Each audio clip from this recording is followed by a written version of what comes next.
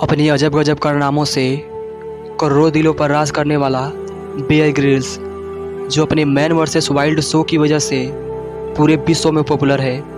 और आप इस बात से भी इनके शो का पॉपुलैरिटी का अंदाज़ा लगा सकते हो कि इनका शो इतना ज़्यादा फेमस है कि उनमें हमारे इंडिया के प्राइम मिनिस्टर नरेंद्र मोदी से लेकर अमेरिका के पूर्व राष्ट्रपति बराक ओबामा और हमारे बॉलीवुड के सुपरस्टार अक्षय कुमार, रणबीर सिंह और कई सारे हॉलीवुड सेलिब्रिटी भी इनके शो का हिस्सा रह चुके हैं। और आज मैं इसी बंदे की आपको रियल लाइफ स्टोरी सुनाने वाला हूं, जो बहुत ही ज़्यादा इंस्पायरिंग है। इनके स्टोरी के सुनकर आप ही कहोगे कि कैसा बंदा है यार। सच कह रहा हूं, इस वीडियो को देखने के बाद आपकी रूह ना कांप जाए तो कहना। तो बिना किसी देरी के इनके स्टोरी को शुरू करते हैं। हम बात करें बेयर ग्रिल्स की, तो बेयर ग्रिल्स यूके के स्पेशल फोर्सेस में SAS के पार्ट रह चुके थे, जहां उन्हें पैराशूट से प्लेन से छलांग लगाने का पहले से बहुत एक्सपीरियंस था। वो कई बार प्लेन से छलांग लगा चुके थे, लेकिन जब उनका एज 21 साल का था तो उनके साथ एक बहुत ही बड़ा हादसा हुआ। उन्होंने जाम्बिया में 1996 के एक मिशन के दौरान 16,000 फीट की ऊंचाई से छलांग लगाई, लेकिन इस बार दुर्भाग्यवश उनका पैराशूट नहीं खुला। जैसे ही वो आसमान में कूदे, सही टाइम देखकर उन्होंने पैराशूट को खोल दिया था, लेकिन फिर भी वो तेज़ी से गिरते जा रहे थे। जब उन्होंने अपना गर्दन ऊपर की ओर उठा के देखा तो उन्हें पता चला कि उनका पैराशूट पूरी तरह से नहीं खुला हुआ है। वो हड़बड़ी में पैराशूट के रिप कॉर्ड को खींचने लगे कि किसी तरह पैराशूट खुल जाए, लेकिन ऐसा नहीं हुआ। वो पेड़ों से टकराते टकराते धरती पर आ गिरे और एक झटके में उनके चारों तरफ सन्नाटा छा गया। वो धरती पर अपने पीठ के बल गिरे थे और गिरते ही उनको भयानक दर्द हुआ। और बुरा तो ये हुआ कि इतने हाइट से गिरने के बाद भी वो जिंदा होश में थे। वो हिल डोल भी नहीं पा रहे थे, बस वहीं लेटे लेटे जोर से रो रहे थे। वो इस उम्मीद में थे कि उनके साथी बचाने आ ही रहे होंगे। पेन इतना ज़्यादा दर्दनाक था कि उनको सहन भी नहीं हो रहा था। वो कहते हैं कि इस दर्द को झेलने से तो अच्छा था कि मौत थी, लेकिन मौत भी नहीं मिल पा रही थी। वो कई देर तक गिड़गिड़ाते रहे। जैसे ही उनके साथी आए तो उन्हें फौरन अफ्रीका के एक हॉस्पिटल में ले गए। उन्हें याद है कि डॉक्टर ने उनके पीठ में इंजेक्शन लगाया और धीरे धीरे उनका दर्द कम होने लगा। वो सोचने लगे कि वो ठीक हो रहे हैं। वो उठने की कोशिश करने लगे। तभी डॉक्टर ने उन्हें आके कहा कि वो अब चल नहीं सकते। और ये सुनते ही 21 साल के बेयर ग्रिल्स की मानो जैसी दुनिया ही ख़त्म हो गई हो। जब उन्होंने एक्सरे देखा तो उन्हें साफ साफ दिखाई दे रहा था कि उनकी रीढ़ की 3 हड्डियाँ T8, T10, T12 टूट चुकी थी, जो इंसान की सबसे मजबूत हड्डी होती है, जो एकदम चकनाचूर हो चुकी थी। पहाड़ चढ़ने वाला युवा की अब हालत ऐसी हो गई थी, अब वो बाथरूम भी नहीं जा सकता था। वो कहते हैं कि पैराशूट से गिर के इतनी हड्डियाँ तोड़ने में इतना दर्द नहीं हुआ था जितना 1 साल हॉस्पिटल में रह के इन हड्डियों को जोड़ने में उनको सहन करना पड़ा। वो हॉस्पिटल में बेड पर पड़े पड़े बस यही सोचते हैं कि वो कभी भी नहीं चल पाएंगे। उनके ज़िंदगी जीने का पर्पस, मीनिंग ही एडवेंचर था, घूमना फिरना, नई जगह एक्सप्लोर करना। लेकिन इस हादसे ने उसके जीने का वजह ही छीन ली थी।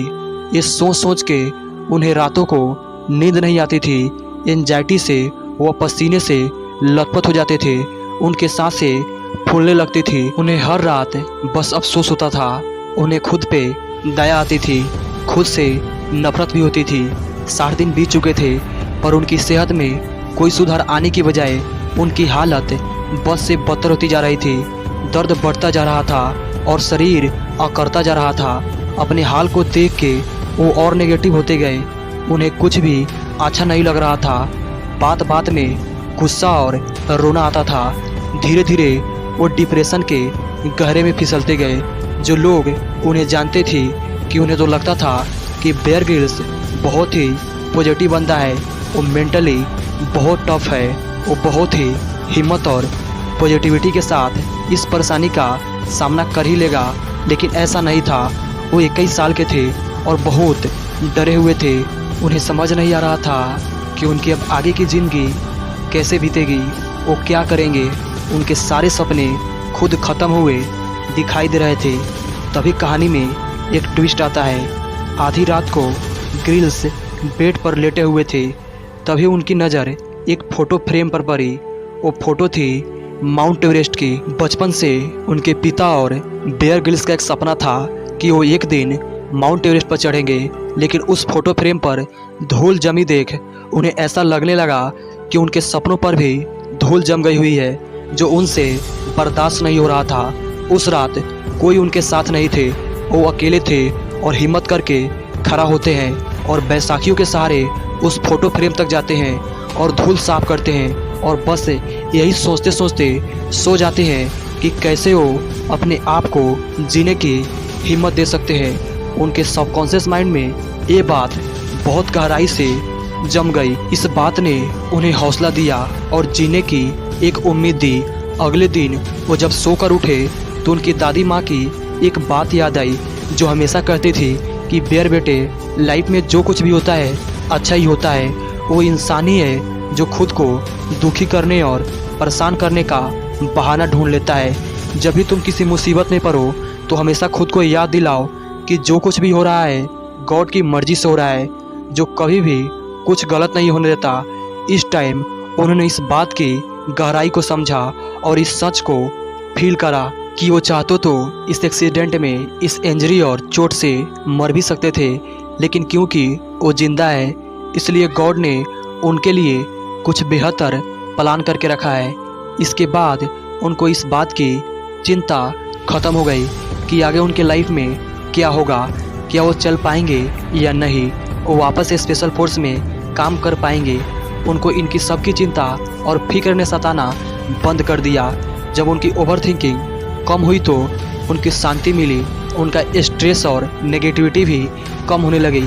अपनी बॉडी से पहले अपने माइंड को रिपेयर करना शुरू कर दिया।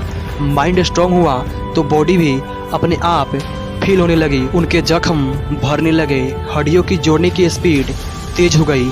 उन्हें अपने सबसे करीबी दोस्त एड इमिस की एक बात याद आई, जिन्होंने एक बार बेयर ग्रिल्स से कहा था, अक्सर भगवान की बुलाहट में जन्म मृत्यु और फिर पूरा जीवन होता है, और इस इंजरी से तुम्हारा पूरा जन्म हुआ है।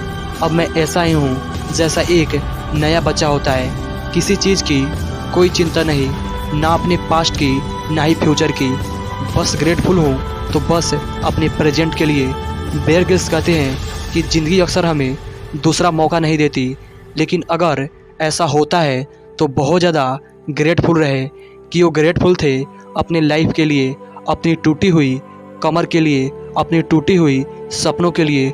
उन्होंने जाके उस माउंट एवरेस्ट के पिक्चर को हाथ में लिया और ज़ोर से बोले कि जैसे ही मैं ठीक हो जाऊंगा मैं माउंट एवरेस्ट की चोटी को छू कर आऊँगा।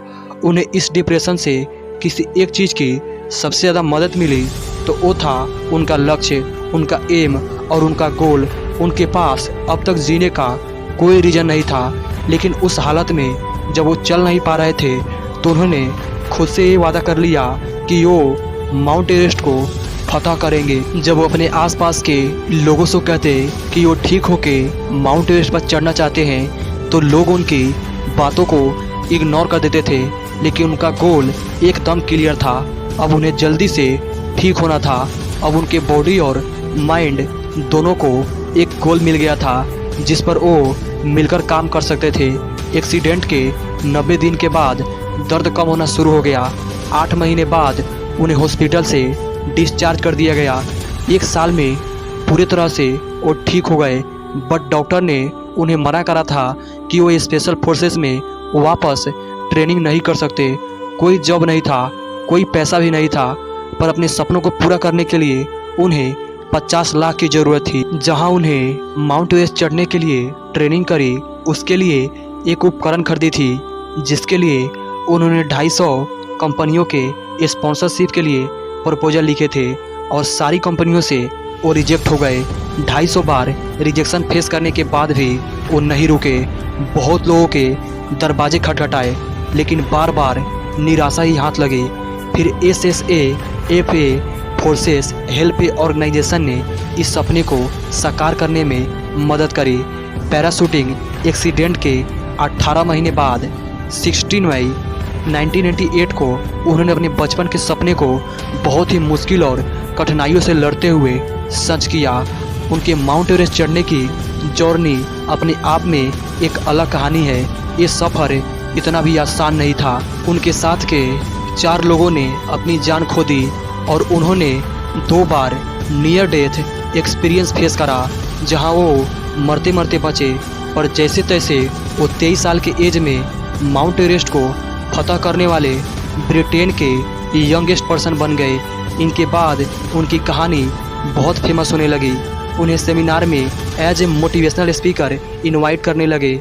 उनके ऊपर कई डॉक्यूमेंट्रीज बनी और फाइनली उन्हें डिस्कवरी में वो अपॉर्चुनिटी मिली, जिसके बाद सब उन्हें मैन वर्सेस वाइल्ड के नाम से जानने लगे। दोस्तों, बेयर ग्रिल्स एक मेहनती इंसान के साथ साथ एक बहुत अच्छे इंसान भी है। जब वो इंडिया में आए थे तो उनसे कहा गया कि आप इंडिया के यूथ के लिए एक एडवाइस दो जिससे उनकी लाइफ में पॉजिटिविटी लाई जा सकती है।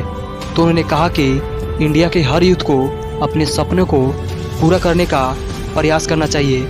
सपने भगवान की देन होती है, चाहे कितना ही बुरी सिचुएशन क्यों ना हो। आप कभी भी हिम्मत का साथ मत छोड़िए। आप पूरे ईमानदारी से अपने सपने के ऊपर काम कीजिए और कभी भी हार मत मानिए, क्योंकि उम्मीद और हौसले के साथ बुरे समय से भी लड़ा जा सकता है। और इस दुनिया में कोई भी काम नामुमकिन नहीं है। अगर ठान ले तो एक चींटी भी हाथी को हरा सकता है। दोस्तों, आई होप ये स्टोरी आपको अच्छी लगी होगी। अगर अच्छी लगी तो वीडियो को लाइक और चैनल को सब्सक्राइब करके बेल आइकन को प्रेस जरूर कीजिएगा। तब तक जय श्री राम, जय श्री कृष्णा, जय हिंद, जय भारत।